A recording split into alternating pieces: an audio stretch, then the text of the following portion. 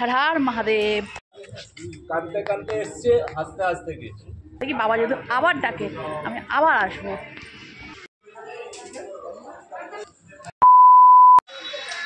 মোটা বাবার মন্দিরের দিকে যাচ্ছি। তো নমস্কার বন্ধুরা, আজকের ব্লগটা আমি এখান থেকে তোমরা তো দেখলে যে আমি মোটা বাবার মন্দিরের দিকে যাচ্ছি। মন্দিরটা হচ্ছে ভূতনাথের যে বৈষ্ণবদেবী মন্দিরটা আছে ওর পাশ থেকে গলি দিয়ে গেলাম, তারপরে এই মাঙ্গলিক যে হলটা আছে তোমরা দেখে নাও, এটাদের পাশ থেকেই আমরা যাব। আর এইটা কিন্তু আমার প্রথমবার যাবো। তোমার এই একটা গলি, এই গলিটা দিয়ে তোমার বেরোবে বাবা দাবাদের মোটা বাবা মহাদেবের মন্দির। এই দেখো বড় বড় করে লেখাই আছে।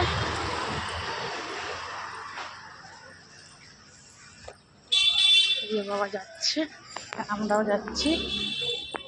আর এই গলিটা দিয়ে সোজা গেলেই পড়ে যাবে হচ্ছে মোটা বাবার মন্দিরে। তো সেই মতনই আমরা চলে যাবো,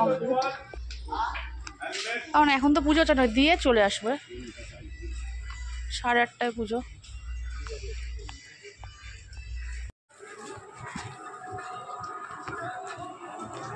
যদি সিঙ্গার হচ্ছে এখন দিয়ে আসি বাবাকে মালাটা। অনেক দিন ধরে বাবা ডাকছে আমাকে, অনেক দিন ধরে। আর এই গলির ভিতরে চারিদিক যেহেতু রাস্তাগুলো খোঁড়া হয়েছে না, তাই একটু যেতে কষ্ট হচ্ছে, নাহলে কিন্তু খুব ভালোই সোজা রাস্তা, পরিষ্কার রাস্তা। আর দেখো দেখতে দেখতে চলে এলাম আমরা মোটা বাবার মন্দিরের সামনে। হচ্ছে বড় বড় শিকড়গুলো, এটা হচ্ছে মোটা বাবার মন্দির। তোমরা অবশ্য করে এসো।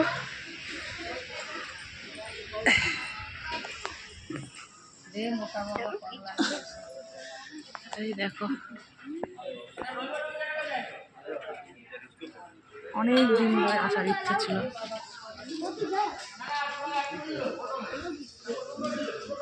এই হচ্ছে মোটা বাবা।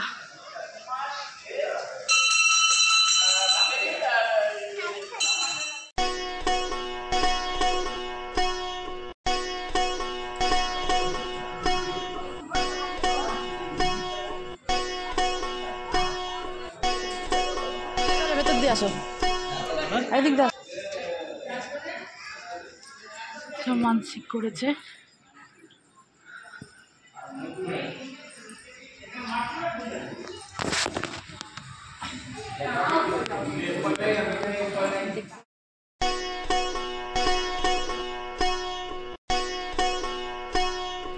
তখন টাইম হয়ে গেছিলো হচ্ছে 5:30। বা দেখো মোটা বাবার ভেতর মন্দিরের ভেতরটা হচ্ছে চুন সুরকি দিয়েই করা, খুব একটা তামঝাম এই যে না যে টাইলস দিয়ে তোমার শ্বেত পাথর দিয়ে মোজাইক করা ওরকমই না। দেয়ালটা দেখো, আমি আমাদের ক্যামেরা করেই দেখাবো। দেয়ালটা হচ্ছে আগেকার দিনে যে চুন সুরকি আছে না, চুন সুরকি দিয়েই তৈরি করা। আর দেখো ইনি হচ্ছে বাবাকে তখন সিঙ্গার করাচ্ছে যেহেতু 8:30 এখানে সন্ধ্যে 8:30টার সময় বাবার আরতি হয়। আমাদের জানানোর জন্য বলে দিলাম, আমিও জানতাম না। আমি ওখানে গিয়ে বলছিলাম যে পুজো কখন হবে, তো ওনারা বলছিল যে 8:30টার সময় পুজো হবে। সেই মতনই তখন সিঙ্গার চলছিল। সিঙ্গারের সময় হচ্ছে তখন তুমি বাবাকে ছুতে পারবে না। আর যে সিঁড়িটা দেখছো না, সিঁড়িটা দিয়ে হচ্ছে তোমার ওপরে উঠে বাবাকে জল চড়াতে হবে। আর এই দেখো ত্রিশূলগুলো, আর ত্রিশূলের গায়ে তোমার দেয়ালের ফেটে বেরিয়েছে। কি অসম্ভব মহিমা বলো তো তোমরা। দেয়াল মানে কত মোটা চওড়া।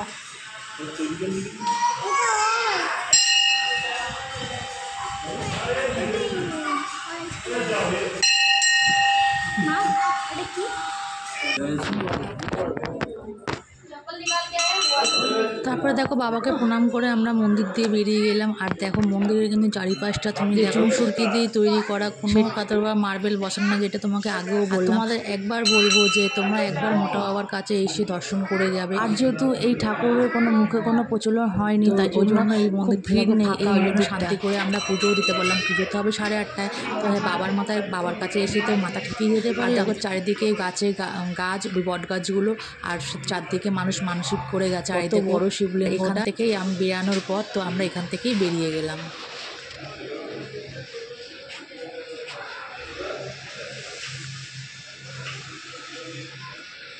আর মন্দিরটা যখন চারদিকে প্রদক্ষিণ করলাম না, যেন মন্দিরটা হচ্ছে চারদিকে জটার মতন এই যে শিকড়গুলো আছে ঘিরে রয়েছে, যেন বাবার মাথা থেকে যেরকম জটা বেরোয় এমনি দেখতে লাগছিল। তোমার না দেখলে কিন্তু বিশ্বাসই করবে না। আমি এত বড় হয়েছি, আমি কিন্তু উত্তর কলকাতার, কিন্তু আমি কোনোদিন যাওয়া হয়নি এই মন্দিরের দিকে। প্রথম গিয়ে দেখলাম পুরো মনে হয় বাবার মাথার জটার মতন এই শিকড়গুলো ঝরে কিন্তু এটা সত্যি, বাবা যদি তোমাকে টানায় না তুমি কিন্তু ঠিক যাবে। এটাও ঠিক কথা যে আমি কিন্তু কানে শুনেছিলাম এই ঘুরে আসো। ওই পাশ দিয়ে ঘুরে আসুন না, পেছন দিয়ে রাস্তা আছে। কিন্তু আমি কিভাবে চলে গেলাম আমি নিজেও জানি না। আমি যাওয়ার কথা ছিল অন্য জায়গায়, কিন্তু সেদিনকার আবার মোটা বাবার দিকেই চলে এলাম। এটা হচ্ছে ঠাকুরেরই মহিমা।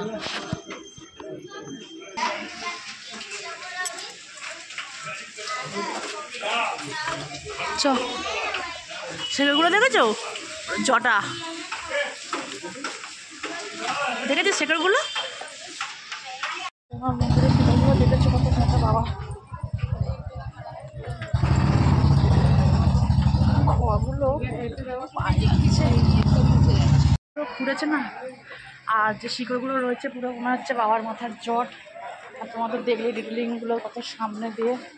আর 8:30টায় সন্ধ্যা আরতি করা হয়। এখন 5:45 বাজে, পুজো দিয়ে চলে এলাম। চলো যাওয়া যাক। কাঁদতে কাঁদতে এসছে, হাসতে হাসতে গেছে। সকাল সন্ধ্যা তো আমরা বসি, সকাল 4টে দিয়ে 4:30 আড্ডা মারি এখানে। আমরা তো দেখি লোককে আসতে যেতে, মানে অনেকজনের ভালো হয়েছে। শ্রাবণে তো আসা হয় না। এইখানে আসবে 1 ঘন্টা নিয়ে আসবে, 1 ঘন্টা লাইনের জন্য। এখানে কোনো তাম জাম নেই, ভূতনাথের মতন কোনো কিছু নেই। ভূতনাথের চোঙাতে জল ঢালবেন। ভূতনাথে আসা হয় না ওই জন্য শ্রাবণে, আমার বাচ্চা আছে না ওই জন্য। চোঙাতে জল ঢালবেন। এখানে তো সিঁড়ি উপরে, আমরা তো ম্যানেজ করি, অনেক কষ্ট হয় ম্যানেজ করতে। কারণ ওই সিঁড়িটা উঠেই পুজো দিয়া, ওইটাই আমাদের জন্য টাফ। তো আমরা আবার এই ফুলমালার দোকানে ফুল কিনেছিলাম, তো ব্যালেন্স কিছু টাকা পাবে বলে আমরা আবার ওই দোকানেই এলাম। কিন্তু তারপরে এই ভদ্রলোকের সঙ্গে দেখা আলাপ হয়ে গেল। আলাপ হওয়াতে দেখো ওই মন্দিরের ব্যাপারেই বলছিল, কেমনভাবে কি বলছিল। শ্রাবণ মাসে 1 ঘন্টা সময় নিয়ে আসলেই হবে। তো রোববার 12টা দিয়ে জাগি, আর সোমবার 12টাকে ঘুমিয়ে আসি। বাবা ডাকলো, বাবা বাবা আমাকে পাগল করে দিচ্ছে, কেন যাচ্ছি আসলাম। তো শুনে নিলে তোমরা এই ভদ্রলোকের কথাগুলো, কিভাবে মোটা বাবার দর্শন হয়। কোনো ভিআইপি লাইন নেই, ভূতনাথের মতন। পুজো ঠান্ডায় ভালো ভালোই দিলাম, বলে 1 ঘন্টা তো সময় লাগবেই শ্রাবণে। কিন্তু ওইটুকু ছোটো বাচ্চা দেখি বাবা যদি আবার ডাকে আমি আবার আসবো। হর হর মহাদেব। এখান দিয়ে যে ব্যাক তোমার রেল লাইনটা যাচ্ছে, এখান দিয়ে চলে যাচ্ছে ভূতনাথ বাবার মন্দির। আর এই হচ্ছে পেছনের দিকটা ভূতনাথ যাওয়ার। দেখতে পাচ্ছ বৈষ্ণোদেবী, এটা ভূতনাথ আগে, তার পেছনের দিকে বৈষ্ণোদেবী মন্দিরের অপোজিটে হচ্ছে ভূতনাথে তোমার মোটা বাবার মন্দির।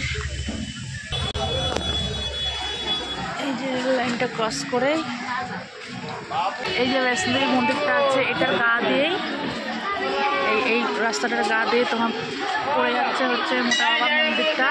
আর এই যে বৈষ্ণোদেবী মন্দির, এই যে রেল লাইনটা।